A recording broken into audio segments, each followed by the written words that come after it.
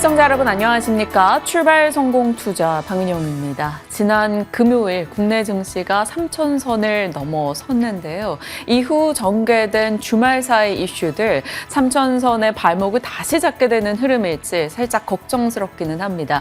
일단 뉴욕 증시는 선물 옵션 동시 만기일임에도 불구하고 일단은 박스권 내 보합권에서 끝이 났습니다. 하지만 그 이후에 미국 측이 이란의 핵시설을 공격했다라는 소식이 들려왔고 이란이 호르무즈 해협의 봉쇄 카드를 만지작거리고 있는 상황이죠. 이것이 또 국내장의 차익 실현 빌미가 될 것인지, 그렇다면 조정 시 매수 관점으로 대응을 해야 되는지 오늘도 또 새로운 전략을 고민해볼 시점입니다. 들려왔던 소식들 하나둘씩 정리하고 본격적인 전략 챙겨가시죠. 주말 사이 여러 뉴스들로 인해서 이번 주 전략에 대한 고민이 아주 많으실 겁니다. 일단 금요일 뉴욕 증시 흐름 정리하면서 그 전략 세워보시죠. 3대 지수 혼조권에서 마감이 됐습니다. 사실 출발까지만 하더라도 분위기가 나쁘지 않았습니다. 크리스토퍼 월러 연준 이사의 비둘기파적인 발언이 나왔기 때문인데 이날부로 블랙아웃 기간이 종료가 됐습니다. 그러자마자 월러 이사는 내 생각에는 지금 우리가 7월에 금리를 내리기에 좋은 위치에 있다라는 발언을 내놨습니다. 그러니까 파월 의장과는 상반된 의견을 가져가고 있는 건데, 그러면서 국채 금리가 하락하고 주식시장은 상승을 했죠. 하지만 이내 1시간 후쯤 월스트리트저널의 한 가지 보도가 전해지면서 지수가 약세로 방향을 틀었습니다. 그 내용이 미국 상무부가 반도체 기업들에 그동안 적용돼 오던 포괄적 면제를 철회할 수 있다라는 겁니다. 그러니까 삼성전자나 SK하이닉스의 중국 공장에 그동안은 미국산 반도체 장비가 허가 없이도 공급이 됐었는데 앞으로는 반드시 허가를 받아야 되게끔 이 조치를 취한다는 겁니다. 중국에 대한 견제를 한층 더 끌어올리는 조치가 되겠고요. 이렇게 되면 삼성전자나 SK하이닉스 등 기업들의 입장에서는 반도체 장비를 업그레이드하고 유지 보수하는 데 들어가는 비용이 훨씬 더 많이 늘어나게 됩니다. 장비사들을 중심으로 이 주가 약세가 나타나면서 이렇게 시장이 힘을 잃게 됐습니다. 자, 그런가 하면 주말 사이 미국이 결국에는 이란과 이스라엘 공습을 가하면서 중동 전쟁에 직접적으로 개입을 하게 됐습니다. 그동안은 직접 개입을 피해오던 미국이 이렇게 공격을 하게 되면서 이란과 이스라엘 전쟁이 새로운 국면을 맞이하게 될 것으로 보입니다. 일단 이번 주에 유가 폭등을 시작으로 당분간 증시 변동성이 이어질 가능성이 있겠습니다. 우리 시간으로 지금이죠. 이제 7시부터 미국 선물 시장 움직임 어떻게 나오는지를 확인해 보셔야겠고요. 일단 당장은 암호화폐 시장에서 리스크 테이킹 현상이 나타나고 있습니다. 비트코인 가격이 3%대 급락하면서 한 달 반 만에 처음으로 10만 달러 선 이탈이 나타났다는 점 체크를 해드립니다. 이날 시장 흐름 조금 더 자세하게 보겠습니다. 조금 전에 말씀드렸던 그 포괄적 면제 철회 가능성, 반도체주들 그때를 기점으로 하락으로 전환이 됐죠. 엔비디아의 주가가 1.1% 빠졌고요. 특히나 장비사들에 대한 공급이 이제 제한되는 조치다 보니까 미국의 장비사들 주가가 빠졌습니다. 어플라이드 머티리얼즈, 램 리서치, 그리고 TSMC, ADR의 주가까지 2% 가까운 낙폭을 기록했고요. 이날 알파벳이 두드러지는 약세를 보였습니다. 거의 4% 가까운 하락세였는데 EU 집행위를 상대로 한 소송에서 패소할 가능성이 부각되고 있습니다. 그러면 6조 5천억 원 규모의 과징금을 유럽에 지불하게 될 가능성이 지금 높아진 것이고요. 이와 별도로 이제 임박하고 있죠. 8월에는 미국 연방법원이 알파벳의 반독점을 해소하기 위한 결정을 내리게 됩니다. 이때 크롬에 대한 매각 여부가 결정되게 될 텐데, 만약에 매각을 해야 된다면 구글의 EPS가 30%가량 급감할 수 있다라는 경고들이 나오고 있거든요. 여러 가지 내용들 소화하면서 주가에는 압박으로 작용이 됐습니다. 자, 그런가 하면 여러분들은 AI 챗봇 중에 어떤 걸 가장 선호하시나요? 오픈 AI, 그록, 제미나이, 사람마다 선호하는 챗봇이 다 다르실 겁니다. 그런데 퍼플렉시티를 그래서 유독 좋아하시는 분들도 계시더라고요. 이 특유의 정보의 정확성 그리고 최신 뉴스가 반영된다라는 특징이 있습니다. 지금 미국 빅테크 기업들이 퍼플렉시티를 인수하기 위해서 치열한 경쟁을 보이고 있는 것으로 나타나는데요. 앞서 퍼플렉시티 인수를 추진했던 기업이 바로 메타입니다. 그런데 실패했다는 소식이 들려오면서 2% 가까이 빠졌습니다. 그런데 이와 동시에 애플도 지금 퍼플렉시티 인수를 위한 내부 논의를 진행 중이라는 이 블룸버그 통신의 보도가 들려온 겁니다. 애플의 경우에는 지금 AI 경쟁에서 다른 기업들에 비해 상대적으로 뒤처져 있잖아요. 만약에 인수를 하게 된다면 인재뿐만 아니라 기술도 좀 유입을 할 수 있는 기회가 될 텐데 아직까지 내부 논의 초기 단계에 불과하고 제안으로 넘어가게 될지 여부는 또 추후 지켜봐야 될 이슈가 되겠습니다. 어찌됐든 애플과 메타의 주가 희비는 이날 극명하게 엇갈리는 움직임이 나타났고요. 또 하나의 특징주는 일라일릴리 3% 가까운 급락이었습니다. 사실 특별한 이슈가 전해지지는 않았던 가운데 지난주에 버브 테라퓨틱스에 대한 인수 발표가 있었잖아요. 비용 부담에 대한 부분을 이날 반영하고 있다라는 해석이 들려오고 있습니다. 테슬라 이슈 이제 살펴보겠습니다. 현지 시간으로 22일, 그러니까 오늘부터 텍사스주 오스틴에서 시범 운행이 시작이 됩니다. 머스크 CEO가 X를 통해서 이런 내용을 다시 한번 올렸고요. 시작이 어떻게 되는가? 모델 Y 차량으로 10대가량으로 운영이 되고요. 이게 전체적으로 개방이 되는 게 아니라 소수의 SNS 인플루언스들을 통해서만 한정해서 운영이 됩니다. 그리고 지금 SNS에 들어가 보시면 이 로보택시가 운행되고 있는 듯한 영상들이 속속 하나둘씩 올라오고 있고요. 로이터에 따르면 오스틴 시내에서 차량이 운행되는 모습이 직접 목격됐다는 소식들도 들려오고 있습니다. 다만 당분간 우리가 좀 예의주시해봐야 될 이슈가 한 가지 전해지고 있습니다. 5시간 전쯤에 올라온 헤드라인인데요. 텍사스가 자율차 규제법에 대한 새로운 법안을 발효했다. 이게 9월 1일부터 효력을 가진다라고 합니다. 내용이 어떤가 하면 보면은 텍사스 차량국의 허가 취득을 의무화해야 한다. 그러니까 이런 무인 차량을 운행하기 위해서는 반드시 허가를 취득해야 된다라는 이야기가 되겠고요. 그리고 만약에 이런 무인 차량들이 공공안전을 위협하게 될 경우 주 정부 차원에서 그 기업의 허가를 철회할 수도 있다. 이런 내용이 담겨 있습니다. 그러니까 규제를 좀 강화하는 법안이 새롭게 통과됐다라고 보시면 되겠고요. 이제 막 텍사스에서 운행을 시작하려고 하는 테슬라에게 이게 좀 복병이 될 가능성 추후 몇 달 동안은 우리가 주시를 해봐야겠습니다. 그 밖에 특징주들도 체크를 해보시죠. 첫 번째로 이날 스테이블 코인 관련주들이 다시 한번 참 좋은 하루를 보냈습니다. 지니어스법 상원 통과 효과가 이날까지 지속이 된 것이고요. 대장주로는 서클 인터넷 자리매김을 하고 있죠. 20%의 추가적인 시세, 이제 IPO 이래 6월 10일 IPO를 치렀는데 이제 며칠 지나지 않았음에도 불구하고 주가가 670%대까지 폭등 흐름을 가져가고 있습니다. 코인베이스 역시 대표적인 수혜주로 분류가 되고 있는데 4%대 상승 흐름 가져갔고요. 이날 우주 개발 테마 내에서는 로켓랩의 주가가 8% 가까이 뛰어 올랐습니다. 스페이스X의 스타쉽이 10번째 시험 발사를 준비하던 도중에 지상에서 폭발하는 사고가 나타났죠. 사실 이 우주선 발사 시장 안에서는 스페이스X가 독점적인 점유율을 차지하고 있는데 그 이외에는 로켓랩이 그 다음으로 점유율을 가져가고 있다 보니까 반사 이익에 대한 기대감을 가져가고 있습니다. 그 밖에 실적을 전했던 종목 가운데에서는 IT 컨설팅 업체인 엑센추어가 양호한 실적에도 불구하고 예약 건수 감소로 인해서 7% 가까이 하락했다는 점도 체크를 해드립니다. 이제 드디어 3,000P를 돌파했던 우리 증시, 오늘의 전략은 어떻게 챙겨보면 좋을지 함께 챙겨보시죠. 3,000선 돌파 소식이 들려왔었던 지난 금요일 참 반가웠었습니다. 양지수 모두 다 1% 이상씩 올랐고요. 들려온 소식들 중에서 호재성 뉴스도 참 많이 있었죠. 하나씩 내용들 살펴보시죠.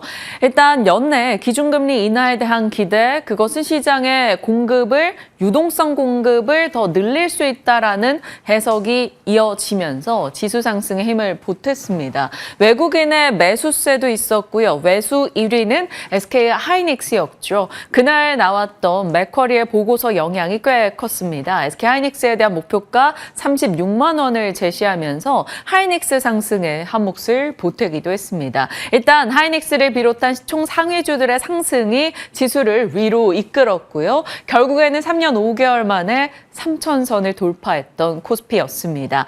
MSCI 공매도 접근성 개선 평가도 있었죠. 이것이 또 시장에 시차를 두고 우호적인 시각을 쌓아갈 수 있다라는 해석이 나왔고요. 좀 길게 봤을 때는 선진국 지수 편입에 대한 기대도 일부 높아지기도 했습니다.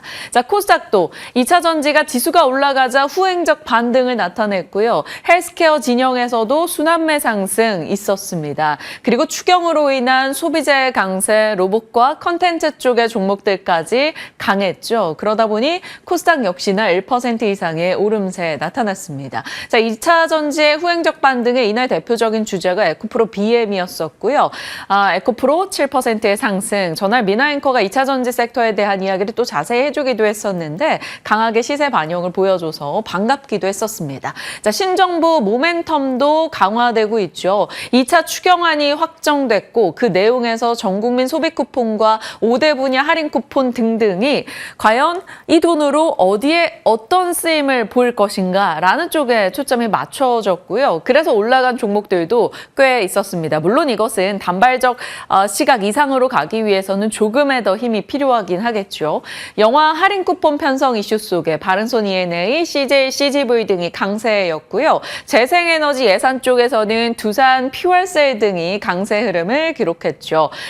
그리고 여전히 시장에 주축에 들어가 있는 것은 스테이블 코인이 되겠습니다. 스테이블 코인 AI 키워드에서는 카카오 그룹주가 정말 놀라운 시세를 보여주고 있죠. 거래 대금 상당수가 스테이블 코인에 쏠림을 보이고 있고요. 그 가운데 AI 키워드와 함께 맞물려 카카오 그룹주 대단합니다. 이날 카카오페이가 상한가 들어가는 흐름이 있었고요. 카카오 힘입어 10%의 급등, 그리고 카카오뱅크까지 14%의 상승을 나타내기도 했습니다. 전방위적으로 카카오 그룹주가 좋은 흐름을 나타내고 있는 상황이고요. 그 밖에 네이버를 비롯해서 혹은 삼성 SDS, LG CNS 등의 종목군들도 같이 올라갔습니다. 아무래도 스테이블 코인이라는 키워드 자체가 신선하기도 하다라는 점, 국내외에서 관심을 받는 내용이 계속 쏟아지고 있죠. 지니어스 법안, 그리고 국내에서는 디지털 자산 기본법 발의 이슈도 있고요. 거기에 서클의 급등까지도요. 그러다 보니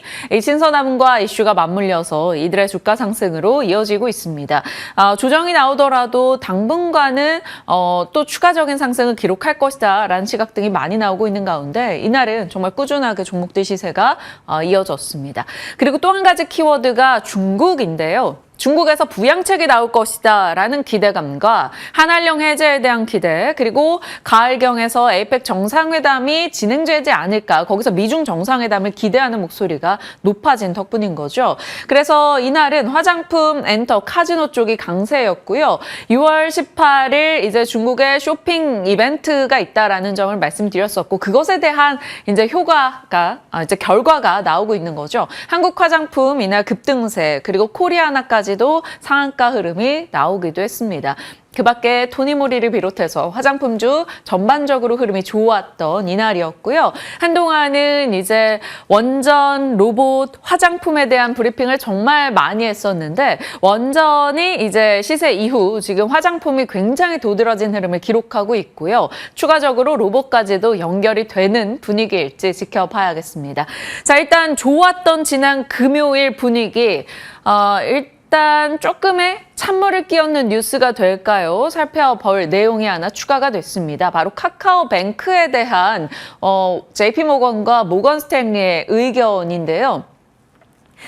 6월 20일에 이제 25년 만에 태국 금융시장 재진출 사업자 최종 선정 결과가 나왔죠. 물론 6월 9일부터 선정에 대한 기대감이 높다라는 것이 이슈가 됐었습니다. 그 이후로 카카오뱅크가 6월 9일 이후 6월 9일에 당일 20% 급등했었고 그 다음에도 추가적인 상승을 계속 이어낸 바가 있었거든요. 카카오뱅크 같은 경우는 6월 달 들어서만 거의 40% 가까운 상승을 나타낸 바가 있었습니다. 그랬던 이 태국 시장 진출 이슈가 나오자마자요.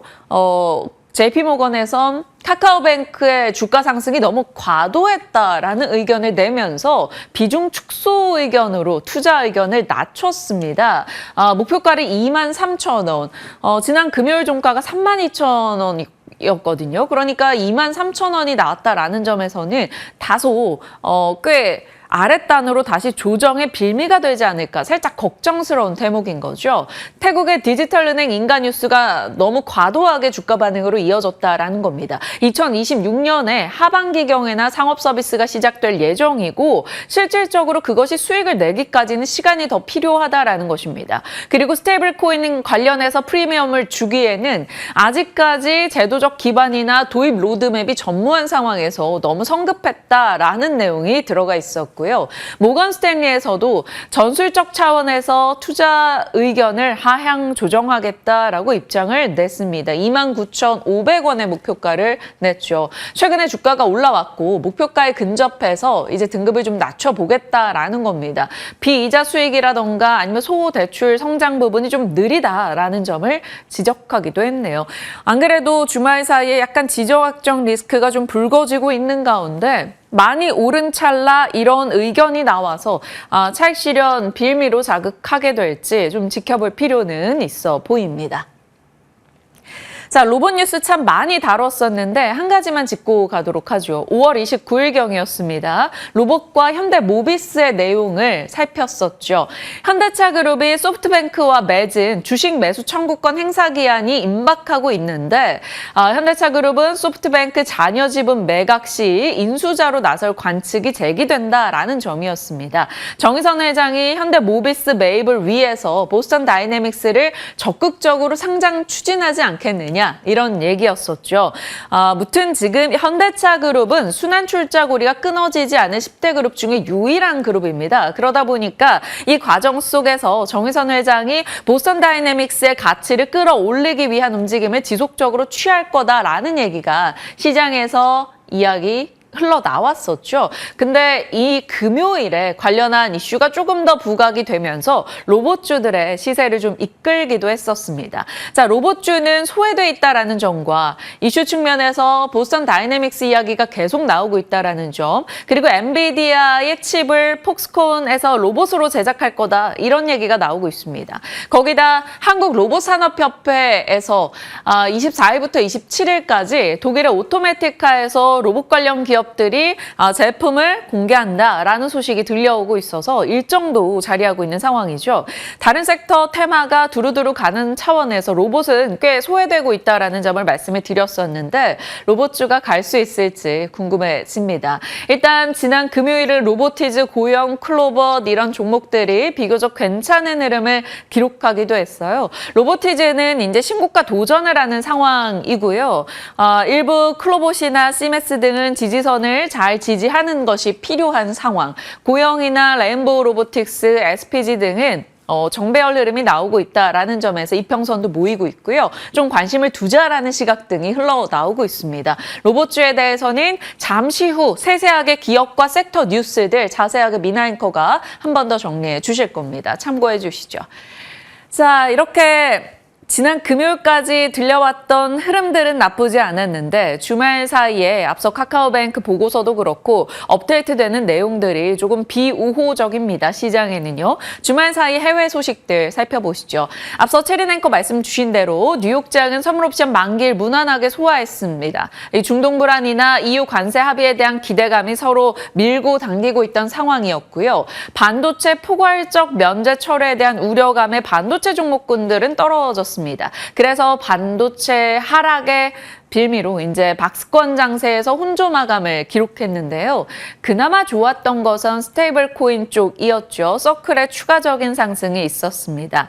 자, 이런 가운데 바클레이즈 측에서는 중동 사태로 변동이 나올 경우는 매수 기회다라고 얘기를 했어요. 그런데 변동이 좀 크게 나왔죠. 미국에서 이란의 핵 농축시설 3곳을 공격했습니다.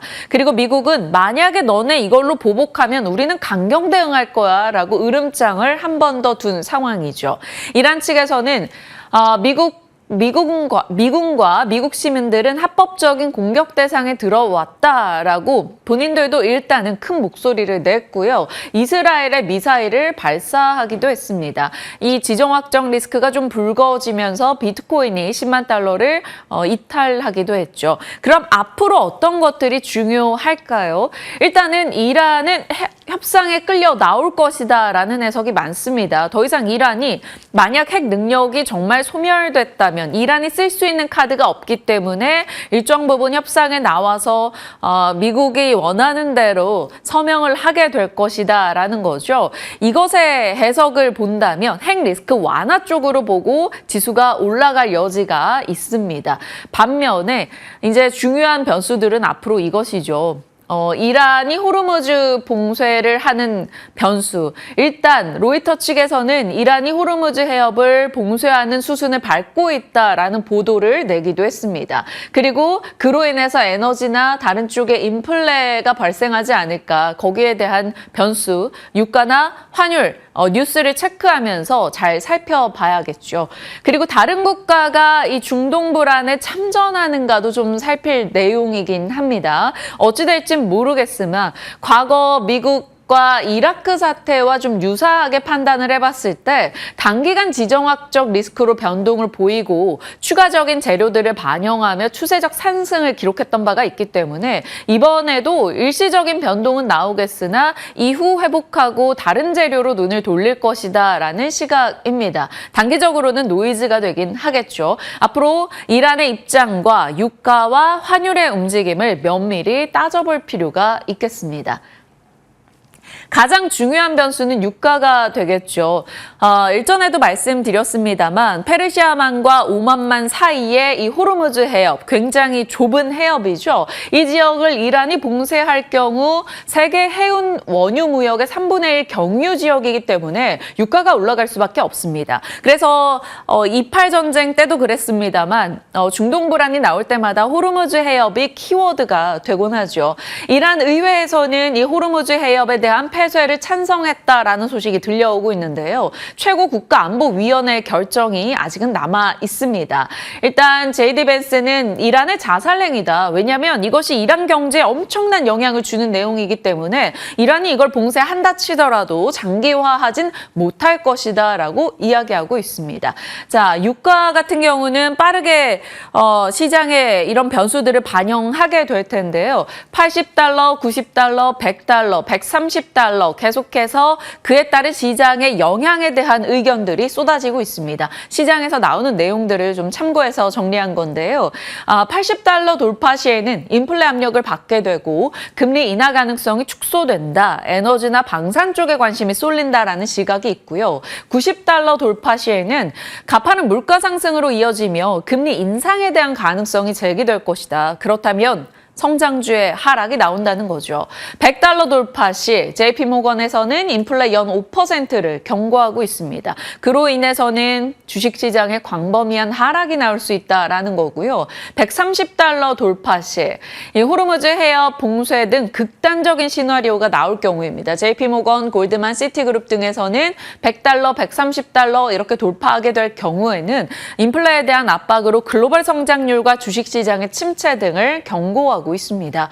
어떻게 될지 지켜봐야겠죠. 오늘 국내도 이 부분에 대한 센티적 반응이 분명 있을 겁니다.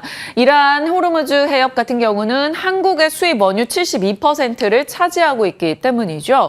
원유, 가스, 그리고 더 나아가서 비료, 해운 쪽에서 일단 트레이딩 이슈가 나올지, 그리고 조금 더 본다면 석탄까지도 단기적인 흐름을 예상해 볼 필요가 있겠습니다. 일단 선물 시장에서는 유가는 급등 출발을 보였기 때문에 원유, 가스, 비료단에서는 트레이딩 쪽으로는 오늘장 열어둬야 될 것 같습니다. 전쟁 관련 슬픈 테마 참고용으로 늘 보여드리고 있죠. 가스, 석유, 식량, 비료단 그리고 해운과 석탄 일단 체크를 해보겠고요. 방산 같은 경우도 요즘 드론까지 같이 확인을 해볼 필요가 있겠는데 에이럭스 같은 경우는 증권사 보고서도 2개 정도 업데이트가 됐기 때문에 함께 살펴보시길 바랍니다. 전력기기 쪽도 어디든 다 끼고 있어요. 이제 지정학적 리스크, 재건 혹은 AI, 국내 내부적인 정책 모멘텀에서 전력 인프라에 대한 얘기도 끊임없이 나오고 있다는 점 체크해 주시길 바랍니다.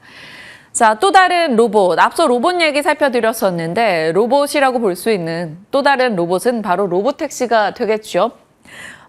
이제 자율주행 차를 준비하고 혹은 운행하고 시범 운행을 시도하고 있는 곳들이 늘어나고 있습니다. 구글 웨이모 하고 있고요. 테슬라 로보택시, 아마존의 죽스, 폭스바겐의 버즈 등이 지금 로보택시와 같은 자율주행차를 시범 운행하고 있죠. 테슬라의 로보택시가 본격 시범 운행에 들어가는 오늘이 되겠습니다. 일론 머스크가 로보택시 서비스 오스틴에서 정액요금 4.2달러로 시작한다라는 소식을 내놨죠. 지난 4월에 올해 연말까지 다른 지역까지 확장을 시키고 내년도에는 FSD 로보택시가 수백만 대가 될 것이다. 이렇게 일론 머스크가 얘기했던 바가 있었습니다. 일단은 로보택시 운행 소식이 들려왔고요. 다만 변수로 등장한 것이 앞서 체린 앵커 말씀 주셨다시피 텍사스주에서 자율주행차 규제 법안에 대한 서명 소식이 들려왔다라는 겁니다. 이제 로보택시와 같은 자율주행차들은 운행 전에 주 당국의 승인이 필요하다라는 것이고 대중이 위험하다 판단되면 언제든지 허가를 취소할 수 있다라는 내용이었습니다. 사실 텍사스 측에서는 그간 반규제적 입장을 취해 왔었죠. 규제 부분에서 굉장히 프리한 지역이었었는데 이 부분에서 규제가 강화됐다라는 것이죠. 물론 캘리포니아 등 다른 주 대비해서는 여전히 조금은 더 간단한 규제 절차입니다. 다만 없던 이 변수가 등장했다라는 점에서 이 부분이 또 어떻게 될지는 봐야겠죠. 자, 모틀리플에서는 테슬라에 대해서 지금은 관망이 우선시 돼야 된다. 로보틱스와 자율주행 성공할 수 있긴 한데 아직까지 전기차 쪽이 너무 처진다라는 점, 일론 머스크의 역량이라던가 정치적 리스크 그리고 로봇 등에서도 확인할 게 많이 남아있다라고 얘기합니다. 웨드부시에서는 댄 아이브스가 역사상 가장 중요한 순간이다라며 여전히 긍정의 시각을 내기도 했네요. 자, 자율주행의 키워드에서 본다면 테슬라는 카메라 쪽 중심으로 움직임을 보이기 때문에 퓨런티어 등도 확인해 볼 수 있을 거고요. 기존의 와이팜 이제 사명을 바꿨는데 이런 종목들도 같이 체크가 가능하겠습니다. 주말 사이에 들려왔던 뉴스들이었고요. 이에 대해서 요약해보죠. 박앵커의 연결고리 오늘은입니다. 증시가 참 분위기 좋았었죠. 6월 들어서 딱 하루 빼고 매일같이 올랐었습니다. 외국인의 매수도 있었었고요. 고객 예탁금이 증가하면서 유동성이 늘어날 것이다라는 기대감도 작용을 했었죠. 여기에 새 정부 모멘텀까지도요. 그 덕분에 지수가 3,000선을 돌파했었는데요. 미국이 이란의 핵시설을 공격했습니다. 그래서 유가가 이미 올라갈 것이라는 변수가 등장을 했고요. 이것은 결국 환율 시장도 좀 불확실해지는 측면이 있겠죠. 유가가 올라갈 경우 무역 수지가 악화되고 물가 상승, 외환 시장 불안으로 이어집니다. 유가 상승 시 아시아 통화 가치가 조금 절하되는 성격이 있기 때문인 거죠. 이 부분에 대한 움직임이 어느 정도로 나타날지 살펴볼 필요가 있겠습니다. 중동 리스크는 과거의 흐름들을 봤을 때 단기적인 이제 노이즈였었고 이후에는 시장에 또 다른 재료들의 반응을 했다라는 측면에서 이 중동 이슈를 제외하고 본다면 특별히 악재가 있겠는가라는 시각이 많습니다. 그래서 조정 시 매수 관점으로 보는 시각 등 나오고 있는데 오늘 이 부분에 대한 얘기 살펴보겠고요. 이제 6월이 끝나갑니다. 하반기가 시작되겠죠. 상반기가 마무리되는 시즌에서는 기관이 이제 반기 포트 변경을 하는 움직임이 나오기 때문에 기관의 포트폴리오 좀 살펴볼 필요가 있겠고요. 되겠고요.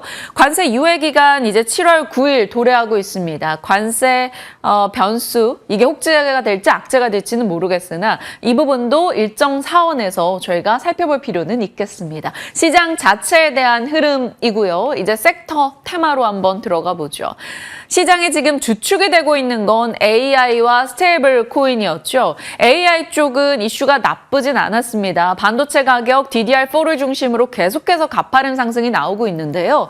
DDR4 가격 같은 경우는 4주 사이에 100% 올라가고 있습니다. 이것이 삼성전자 하이닉스에는 당연히 우호적인 내용이고요. 하이닉스 주가 지난 금요일 4%나 뛰었었죠. 맥쿼리 보고서 영향인데요. AI 진영에서 전력 원전도 빠지진 않을 겁니다. 다만 미국에서 반도체 포괄적 면제 철회에 관련한 얘기가 나와서 이 부분이 어느 정도로 해석이 되는가는 지켜볼 필요가 있겠죠. 그리고 또 하나 주주 환원 측면에서 단독 뉴스긴 합니다만 자사주 1% 넘어가면 소각 의무 공시를 해야 된다라는 내용이 나오고 있어서 이것이 주주 환원의 키워드를 갖고 있는 섹터들을 자극할지 보셔야 되고요.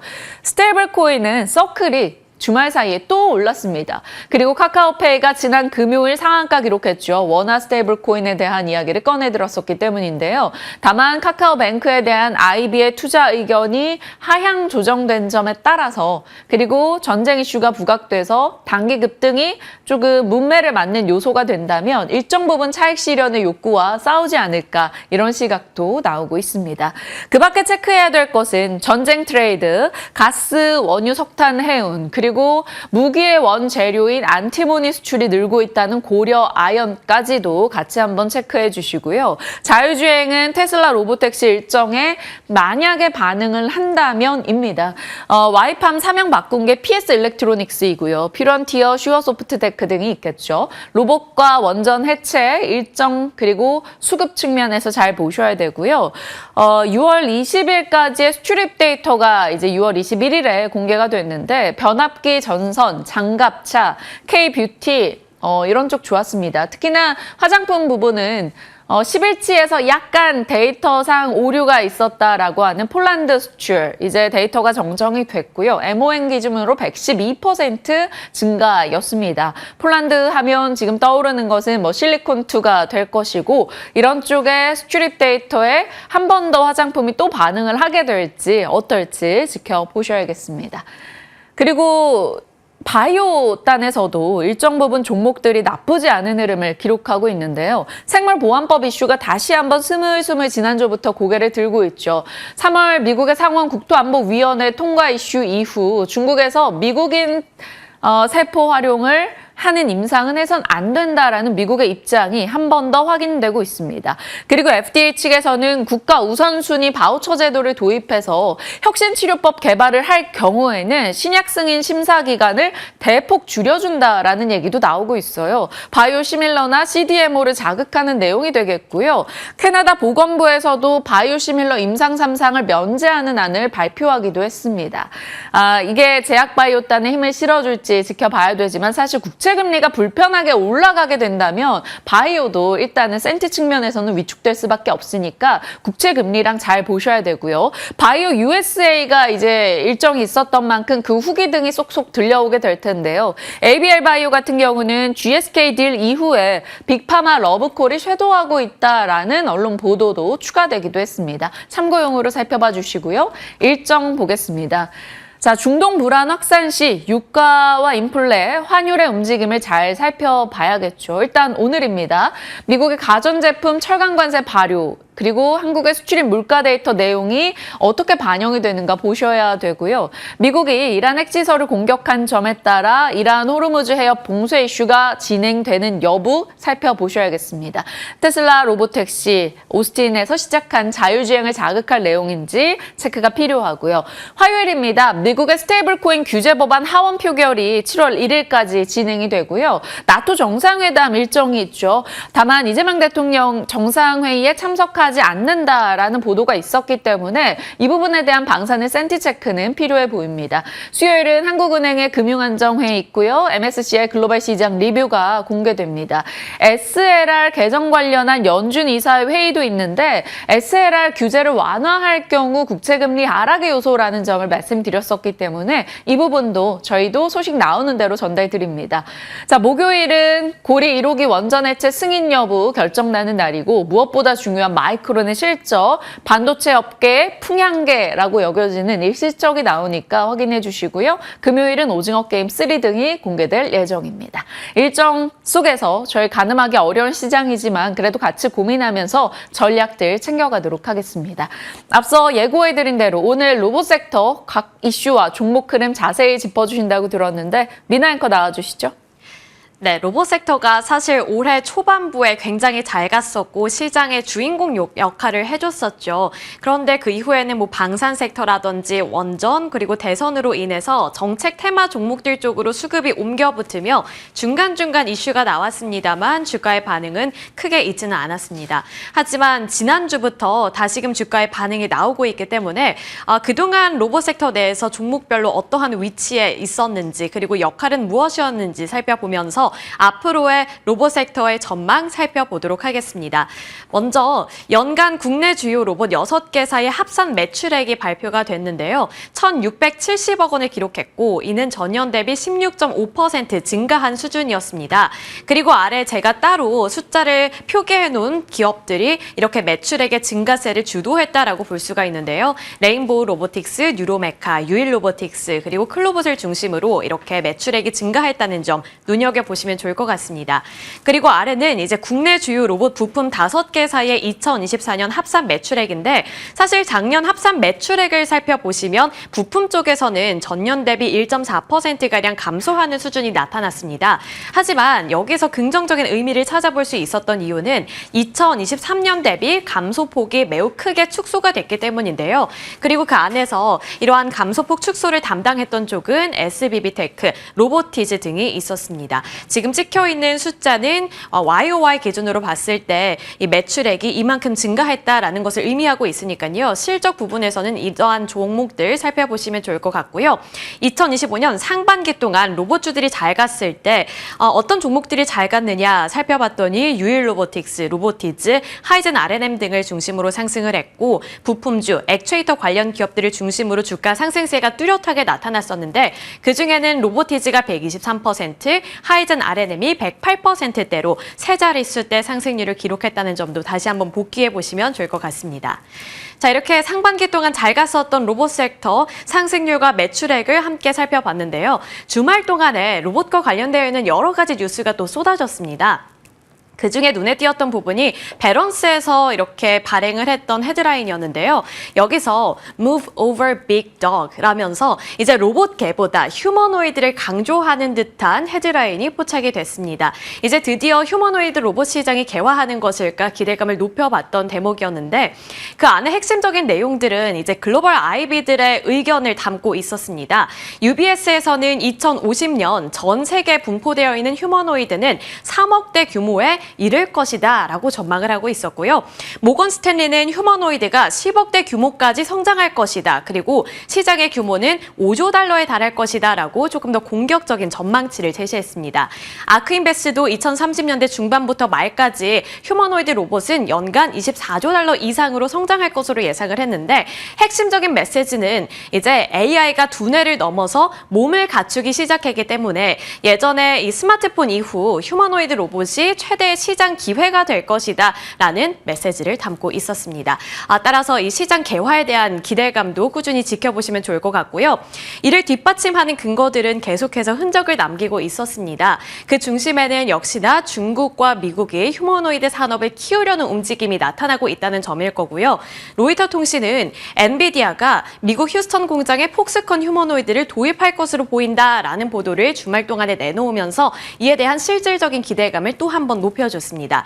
블랙웰 생산 라인에 배치가 될 것으로 전망이 되고 있는데요. 지금 폭스콘은 올해 11월에 두 가지 휴머노이드를 출시할 것으로 밝힌 바가 있는데 이제 내년 1분기에 아마 생산 라인에 배치가 될 것으로 전망이 되는 만큼 이쪽 이슈도 꾸준히 추적 관찰해 보시면 좋을 것 같습니다. 여기서 우리나라 증권사들도 피지컬 AI 분야와 또 휴머노이드 이쪽을 강조해주고 있는데 이제 올해 같은 경우에는 양산이 시작되는 원년이 될 것이고 내년부터 실제 생산과 투입이 시작되는 원년이 되면서 휴머노이드 로봇 시장의 개화를 기대해 볼 수 있다라고 전망을 했습니다. 자, 넘어가서 조금 더 자세한 내용들 살펴볼 텐데 대기업들은 이러한 흐름에 미리 준비를 하고 있었죠. 갑자기 일어난 것이 아니라 몇 년 사이에 정말 협업 소식이 끊임없이 들려왔습니다. 일단 가장 큰 모멘텀이 될 만한 이슈는 테슬라가 올해 옵티머스를 본격적으로 출시하겠다라고 밝힌 상황이기 때문에 옵티머스 관련된 출시 소식이 가장 큰 이슈가 될 것 같고요. 국내에서는 삼성전자와 LG전자가 판을 주도하고 있는 대기업들입니다. 미래 먹거리로 로봇을 낙점했는데 삼성전자는 구글과 협력을 해서 연내 가정용 AI 로봇을 출시할 계획을 밝힌 바 있고요. LG전자는 로보티즈와 협력하고 있다는 점 꾸준히 주목을 받고 있습니다. 이제 정부에서도 산업통상자원부가 지난 4월 K-휴머노이드 연합을 출범시켰다라면서 주가의 투자 심리를 한 번 더 반짝이게 움직이게 만들었었는데 이제 거기에 지금 합류할 것으로 보이는 기업들 정리를 해봤으니까요. 보시면 좋을 것 같습니다. 레인보우 로보틱스, 로보티즈, SBB테크, 엔젤 로보틱스, 뉴로메카, 두산 로보틱스, LG전자 등이 합류할 것으로 보이고 여기서 이제 실질적인 고객사를 확보할 수 있게끔 도와주기 위해서 이제 고객사들도 함께 합류를 시켰는데 그 안에서는 삼성 디스플레이, HD 현대미포, 삼성중공업부터 포스코 ENC까지 있습니다. 그리고 삼성 디스플레이 같은 경우에는 유일 로보틱스, 원인 로보틱스가 함께 협력을 했거나 납품을 한 이력을 갖추고 있기 때문에 관련한 이슈들도 꾸준히 업데이트되는 대로 전달해 드리도록 하겠습니다. 자, 그리고 주말 사이에 다양한 이슈들 많이 전달이 됐는데 국내에서는 LG전자발 이슈가 있었습니다.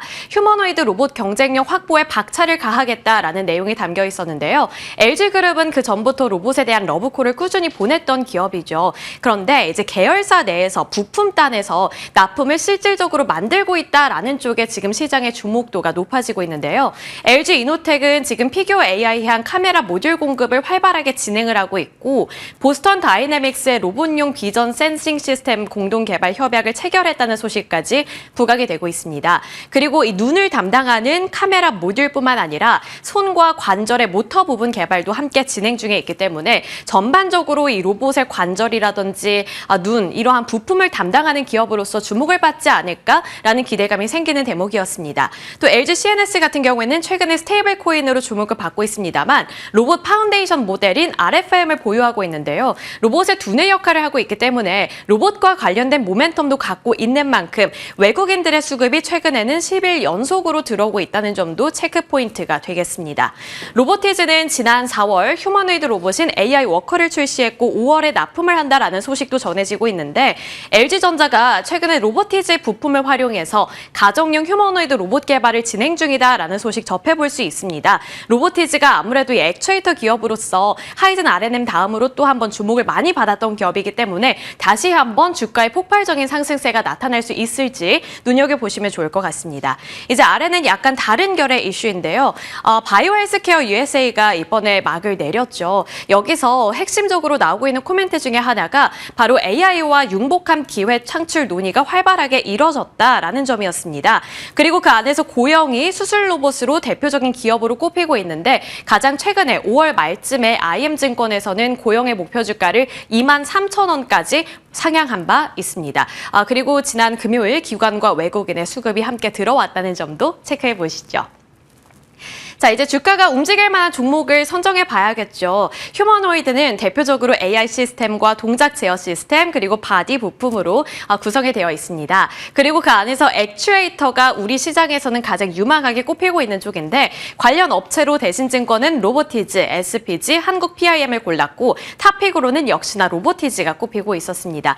그리고 새롭게 지금 부각이 되고 있는 쪽은 디지털 트윈이 있는데요. 디지털 트윈은 AI를 통해서 비정형을 인식, 학습, 적용하는 하는데 시뮬레이션이 필수적이기 때문에 부각을 받고 있는 거고 로봇 및 무인 시스템이 증가하면 증가할수록 빠르게 발전할 만한 업계이다라는 점에서 부각을 받고 있습니다. 또 관련 업체로는 시메스와 이노시뮬레이션, 이팔 등이 있는데 시메스는 지난 금요일 외국인과 기관의 수급이 함께 들어왔었고 수급적으로 봤을 때는 사실 이노시뮬레이션 쪽으로 외국인 투자자들의 매수세가 5거래일 연속으로 들어오고 있습니다. 하지만 시가총액 규모가 워낙 작은 소형주이다 보니 변동성이 클 수 있다는 점은 유의를 해보셔야 될 것 같고요. 외국인 보유율이 높은 기업 유진로봇, 레인보우 로보틱스, 로보티즈, 휴림로봇 대표적으로 이렇게 4가지 기업이 꼽히고 있는 만큼 이 부분도 체크 포인트가 되겠습니다.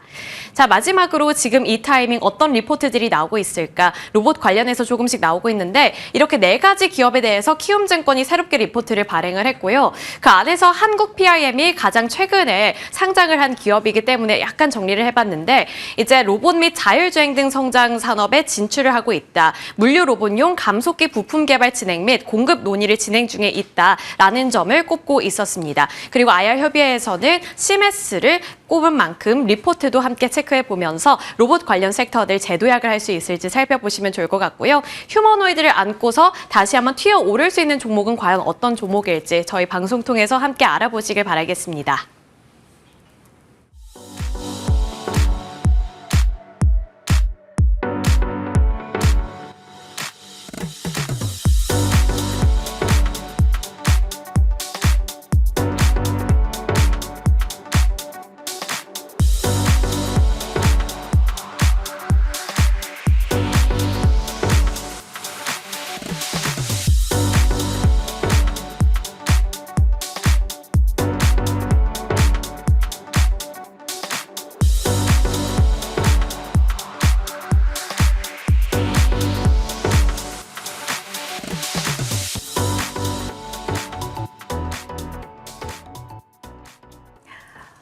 네, 참 주말 사이 들려온 뉴스, 3천선 돌파한 우리 시장을 흔들 것인가? 그렇다면 흔들림이 있을 경우 어떤 대응을 해야 될 것인가?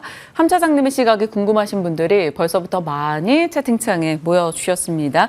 IBK 투자증권 함정남 차장님과 이야기 풀어가 보죠. 어서 오세요. 안녕하세요. 안녕하십니까? 네. 미국의 이란 핵시설 공격이 있었습니다.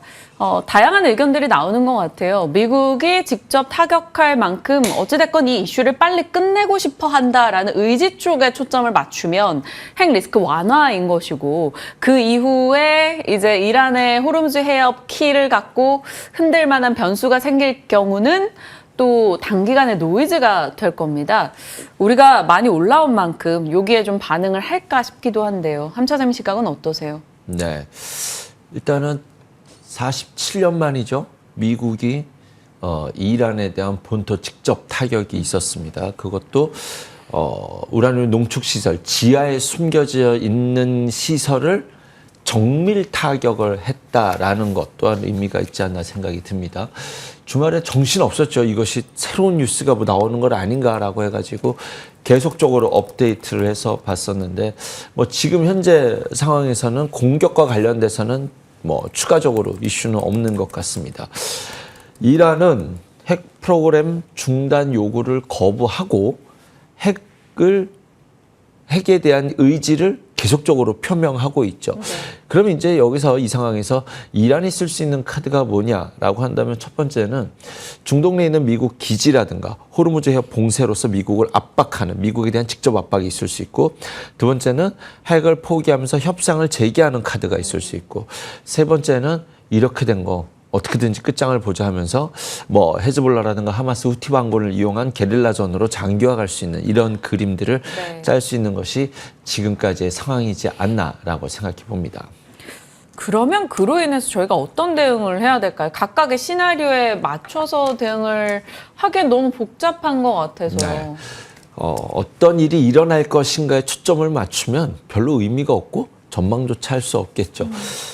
벙커버스터를 사용을 했다라는데 저는 초점을 맞춰야 된다고 생각합니다. 의지? 네, 트럼프 대통령은 이걸로 해서 핵 주요 시설들을 다 파괴했다라고 했고 이란 입장에서는 우리 이미 숨겨놨지 우리 농축우라는 이상 없는데 라고 말을 했잖아요.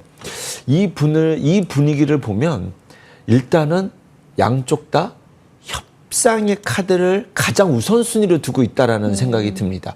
미국 입장에서는 더 때리고 싶다면 아직도 우리는 노려볼 것이 많다. 뭐 지금 이제 이런 뉘앙스의 이야기가 나오고 있지만 그런 언급이 먼저 나왔어야 되지 않을까라는 생각이 들고, 이란 입장에서 우리가 농축 우라늄을 따로 빼놔서 큰 피해 없다라고 말하는 것은 미국 들으라고 하는 것이 아니라 자국민 들으라고 하는 얘기거든요.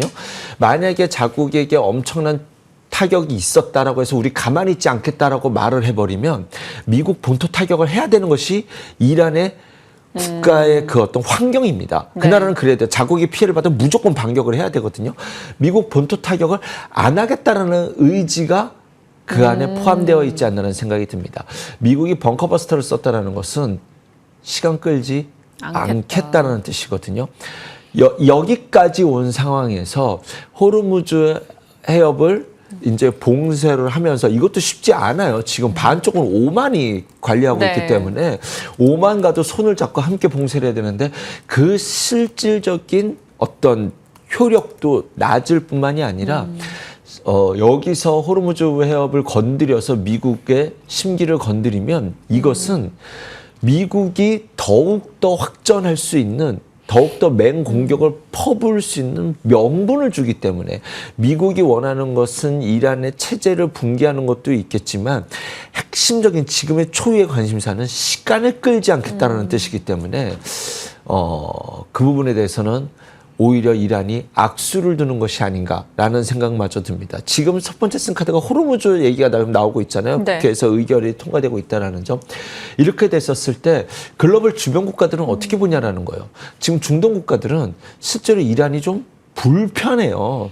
지금 뭐 헤즈볼라라든가 하마스라든가 이렇게 해서 게릴라전을 할 수 있는 이쪽을 지원하고 있다는 것이 중동 국가들은 불편하다라는 점과, 친이란 국가라고 하는 것이 중국과 러시아거든요. 네. 중국 아무 말도 안 하고 있잖아요. 지금 뭐 여기에서 호르무즈를 오히려 막아버리면 중국이 불편해지는 사안이거든요.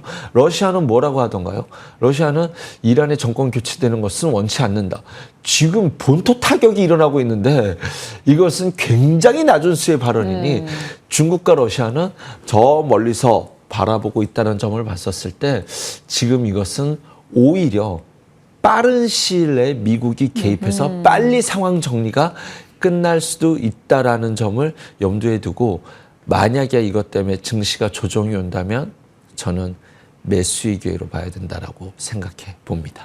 여러 가지 정황과 그리고 발언의 톤을 좀 살펴봤을 때 네. 일단은 이란 관련한 노이즈를 빠르게 끝내고자 하는 강대국들의 움직임이 있다라는 겁니다. 그렇다면 함차장님의 뷰는 조정 시 매수 관점으로 살펴주셨습니다.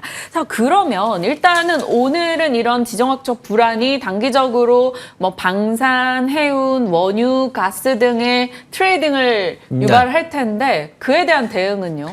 방산 중에서도 LIG 넥스와 하나 에어로스페이스 같은 방산은 좀 별도로 두고, 그냥 방산 테마가 있잖아요. 뭐 퍼스텍이라든가 이런 종목들은 오늘 급변동을 하겠죠.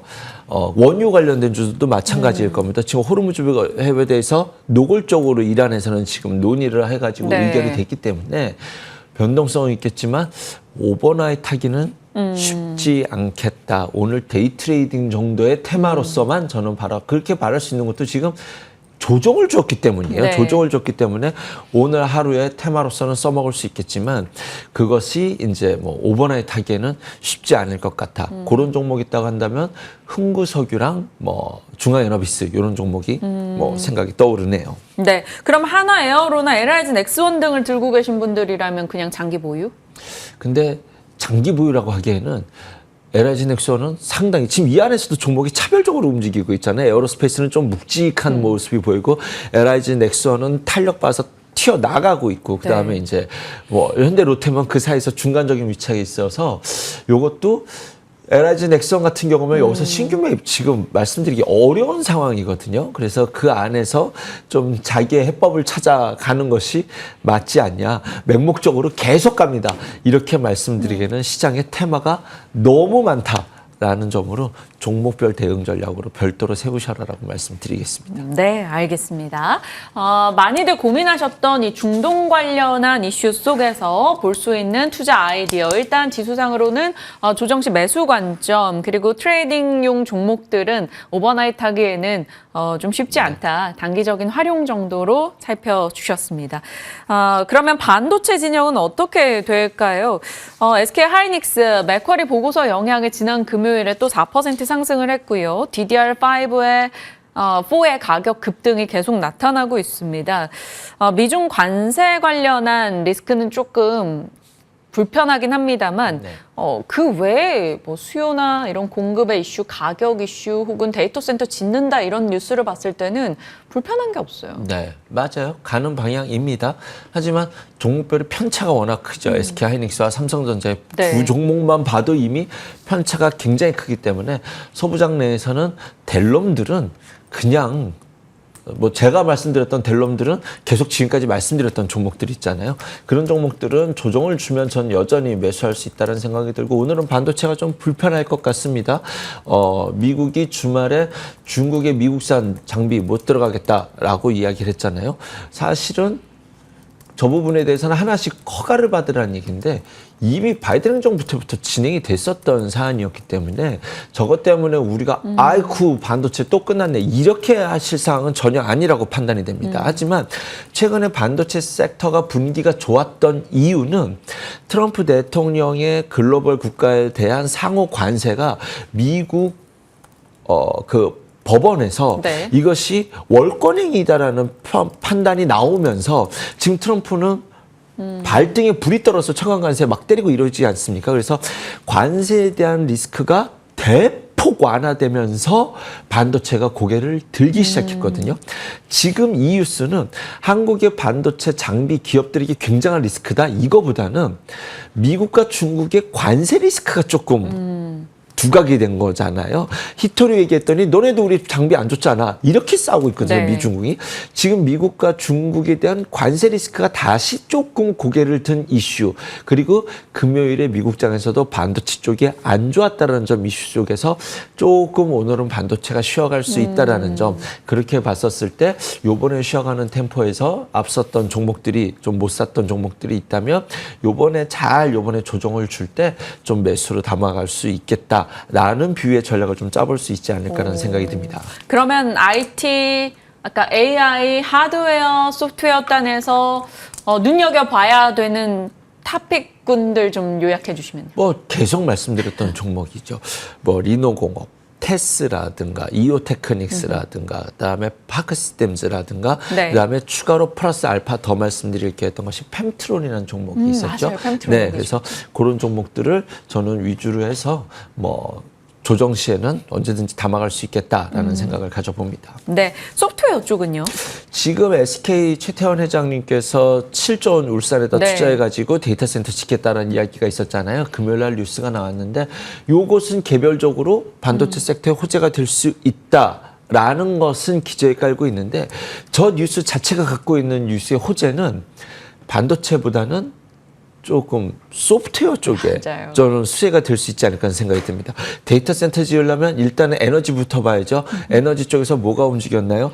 지금 그쪽에 있는 공장을 SK가스 이 공장을 활용해가지고 열 관리 담당을 SK가스에 맡기겠다. 주변에 LNG 열병합 발전소가 있는데 이것을 이용해서 폐열을 이용한 냉각에 재활용하겠다라고 하니 일단은 SK가스가 저 에너지 부분 쪽에서는 네. 가장 독보적인 수혜를 볼 수 있다라고 생각이 들고요. 최태원 회장이 정부에 AI 원스톱 바우처 이 사업을 확대해달라고 공식 요청을 했거든요. 이것이 뭐냐면 AI 소프트웨어를 솔루션을 기업에다가 이렇게 원스톱으로 제공할 수 있는 이 서비스를 확대해달라고 하니 결국 AI 소프트웨어들에게 또 하나의 수혜로 작용할 수 있다라고 생각이 듭니다. 전반적으로 조금 쉬어가고 있는 섹터, 쉬어가다가 이번에 고개를 든 섹터 중에 이쪽이지 않나는 생각이 들어요. 더 좀 비즈원, 엠노, 마음 AI, 이스트소프트, 솔트룩스, 한글과 컴퓨터를 눈여겨보고 있습니다. 네, AI 소프트웨어 진영 기존에 말씀 주셨던 종목군들 그리고 하드웨어에서 반도체 종목들 뭐 리노공업, 테스 또 얹어주셨던 펜트론 등등까지도 한 번 더 저희 AS 차원에서 살펴봤습니다. 자, 2차 전지 봐야겠죠. 2차 전지 얘기하기 전에 저희 유튜브 채팅창 시청자분들의 실시간 채팅 수가 6,000을 돌파했습니다. 정말 박수. 와, 지금 네. 들어오기 전에 구피디님과 6천 돌파하기를 기대한다라고 했는데 아유, 시청자 여러분 감사드립니다. 역시 마리씨가 되는 네네. 지수도 6천 돌파 언젠간 이 마리씨가 되기를 바라보겠습니다. 네. 자, 2차 전지 얘기 지난 시간에 저희가 시간이 남았어요 라고 했는데 차장님이 그럴 때는 2차 전지 살펴야죠 라고 하면서 오늘은 2차 전지 괜찮을 것 같다 말씀 주셨는데 네. 2차 전지 흐름 좋았어요. 금요일에 에코프로비엠 급등이었더라고요. 네네. 일단은 기저의 내용에는 이제 내용이 뭐였냐면 미국의 그 IRA법 수정안에 대해서서 태양광 풍력은 불편했지만 전기차에 대해서는 그래 여기서 제조 공장까지 저렇게 해주는데 이 정도는 익스큐즈 해주자라는 분위기였거든요. 그러면 이 바닥이라고 한다면 적어도 쇼커버는 고민해야 되지 않을까라는 것이 그날 제가 방송의 명분이었고 제 기저에 깔려있는 제 마음에는 뭐가 있냐면 네. 요즘 2차 전지와 관련된 유튜브라든가 자료를 살펴보면 굉장히 깊이 있게 심도 있게 자신감 있게 2차 전지 섹터가 망한 이유에 대해서 너무나도 노골적으로 얘기하는 방송이 약간 있더라고요. 인간지표로 보시나요 지금? 여기까지 빠진 자리에서 굳이 저렇게 이야기할 아. 필요가 있냐라는 것 했었을 때 심리적인 지표에서 바닥 시그널은 나왔다라고 저는 인식이 되는 거죠. 모두가 자신 있게 안 되는 이유를 만날 땐 역발상 전략을 짜야 된다 할 시점이라고 저는 생각이 듭니다. 왜냐하면 공매도 했었던 세력들은 정말로 충분히 향유했는데 네. 지금의 이것을 공매도를 갖고 있는 것보다 이것을 쇼커버 치고 다른 주식에서 수익을 내는 것이 확률적으로 유리한 시장이 만들어지지 않았나라는 생각이 듭니다. 굳이 이것을 공매도로 계속 향유할 이것의 수익을 더 끌 필요가 없는 쇼커버를 당연히 고민해야 되는 시점이 오지 않았나라는 생각이 들고요. 가장 많이 얘기하는 것이 중국의 BYD도 망가져서 이제 파산의 언저리에 있는데 2차 전지가 되겠냐? 이렇게 방향을 잡으시면 안 됩니다. 중국의 기업이 정부가 밀어주는 기업의 색깔이 어떻게 되냐면 중국의 기업들은요. 글로벌 경쟁력을 갖고 가는데 목적을 두지 않아요. 정부의 돈을 얼마큼 따먹을 수 있고 정부에서 얼마큼 칭찬받을 수 있냐라는 데 초점을 두고 있기 때문에 그런 관점에서 글로벌 탑이 BYD가 됐지만 실질적으로 내실적으로는 얼마만큼 수익을 냈냐는 그들은 사고의 그 기조 자체가 다르거든요. 주변 국가를 죽이는 것에 대해서는 성공을 했지만 본인이 그것에 대해서 실질적으로 돈을 얼마만큼 벌었냐에 대해서는 퀘스천 마크를 달 수 없고 테슬라는 그럼에도 불구하고 시장 선점성을 가져가려고 했던 것은 오늘부터 시작될 로보택시 때문이거든요. 네. 중국이 그걸 글로벌 시장에서 할 수 있냐라는 거예요. 이것은 다른 이야기라고 생각이 듭니다. 그런 관점에서 오히려 BYD가 이렇게 고통스러운 것은 조금 다른 국가들에서 생존해갈 수 있는 기업에서는 다른 의미를 부여할 수 있다는 생각도 해봐야 되지 않을까라는 전제 속에서 어쨌든 지금 사실 2차 전지 관련된 주들은 ESS라는 네. 것을 붙여버리면 언제든지 반등을 줄 수 있는 상황이기도 하거든요. 그리고 앞으로 데이터 센터라든가 반도체 공장을 계속 짓지 않습니까? 이럴 때 안정적인 전력 공급이라는 것은 굉장히 중요하고 여기에 대해서 원전과 뭐 이러한 것들에 대한 뭐 니즈 속에서 ESS는 사실 뭐 성장 날개에 있는 것은 맞다. 여기에 플러스 알파 전고체 산업도 틀림없이 성장의 키워드를 갖고 있기 때문에 명분을 찾는다면 언제든지 명분을 찾을 수 있는 것이 2차 전지지 않을까라는 생각이 드는데 금요일 날 첫 시그널이 좀 떠서 단타치기에는 제가 누누이 말씀드려요. 바닥을 찍기는 쉽지만 추세를 바꾸기는 어렵다는 말씀을 드릴 때 바닥과 반등은 다른 거라. 적어도 지금 바닥 안에서 트레이딩 관점의 이상은 가져가 볼 수 있을 만한 의미 있는 캔들이 바닥권에서 포착이 되었다는 생각이 듭니다. 이 안에서 새롭게 등장하고 있는 키워드가 나트륨 이온이거든요. 나트륨이 싸고 가격 효율성이 있다라고 이야기 들어서 또 기술력도 어렵지 않다라는 관점 속에서 이것이 요즘 새롭게 화두가 되고 있는데 데보마그네틱, WCP, 애경케미칼이 눈에 띄고요. 전고체와 관련돼서는 삼성, SDI, 필두르, 이수, 스페셜티 케미칼, 레이크 머티리얼즈, 한농화성, 뭐 에코프로 비행가, 에코프로, 뭐 포스코케미 이런 거는 말할 것도 없겠고요. 2차 전지에서도 트레이딩의 기회가 왔다라는 점. 지금 시장은 지수 쪽에서는 반도체 단과 그 외 종목군들이 희소 게임을 했었는데 2차 전지가 움직이기 시작하면 굉장히 큰 테마거든요. 또 하나의 시소군에서 한 자리를 움직일 수 있는 여기에 대한 이 종목들 합치면 시총이 굉장히 크기 때문에 바이오 어떻게 해요? 바이오는 수급되겠다. 바이오는 개별 종목으로서 저는 계속 ING로 보고 있기 때문에 이거는 한 섹터보다는 이제는 바이오는 개별의 영역으로 들어갔고 시장 조선 방산 뭐 이런 것과 반도체 섹터와 2차 전지가 여기서 오늘까지 올라와 버리면 한 자리를 차지할 수 있다는 것 또한 염두에 두셔야 되지 않을까 생각이 듭니다. 네. 에너지 쪽 얘기하다 보니까요. 이거는 짤막하게 한 줄로만 듣고 싶어요. 범한표였을 함 차장님 말씀 주시고 너무 좋은데 어떻게 하냐는 분들이 계셔서. 범한 퓨얼셀만 단독으로 오늘 뽑을까라도 고민을 했었어요. 근데 시총이 잡아서 제가 단독으로 뽑을 수는 없는데 일단 맛보기로. 범한 퓨얼셀을요. 너무 많이 하시면 사랑할 수밖에 없는 종목입니다. 왜냐하면 이것은 방산이에요. 잠수함에서 엔진을 쓸 때 반드시 수소가 들어가야 됩니다. 그렇지 않고 그냥 화석연료가 들어가게 되면 이것이 그 자망을 하는 능력이 이것은 2주마다 한 번 올라와야 되고 5일마다 올라와야 되는데 이것은 3주, 한 달을 자명을 할 수 있게 되거든요.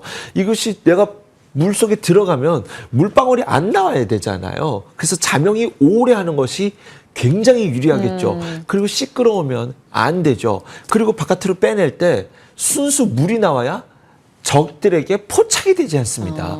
군용 잠수함의 핵심은 엔진은 수소에너지라는 거. 거기에서 한국 기업으로서는 범한 퓨얼셀이 압도적으로 앞쪽에 있다는 점을 염두에 두실 필요는 있을 것 같습니다. 네.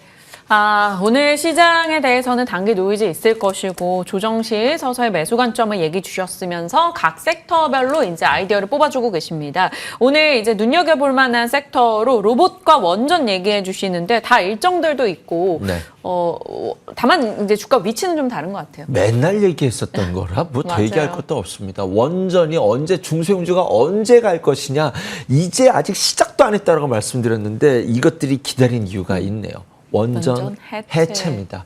해체 시장 만만치 않습니다. 글로벌에 지금 영구 폐쇄로 해가지고 건들지도 못하고 있는 것이 200기가 넘는데 그중에서 해체한 거 25기밖에 안 된다라고 하니 그리고 우리나라는 지금 이란의 미국의 직접 공격으로서 가장 두려운 것이 어디라고 했죠? 북한이라고 했죠. 북한에 대한 협상 과정에서 이야기가 나온다라고 하면 북한의 핵시설물 해체는 우리나라가 할 것이고 우리나라가 고리원전 1호기 해체는 이제 시작이라는 점 원전의 강국으로서 글로벌 국가로서 해체를 하게 된다라고 한다면 이제는 원전 관련된 주들이 재건 이슈에도 우크라이나도 마찬가지예요. 자포로리에 원전이라든가 이쪽에 대해서 AS라든가 어떤 후속 조치를 해야 될 때 한국의 원전이 이쪽 재건 쪽의 테마에도 붙을 수 있는 이슈가 포함됐다라는 점 크게 오르고 나서 한번 쉬었죠. 이제부터 쉬는 점은 여기가 끝이 아닙니다.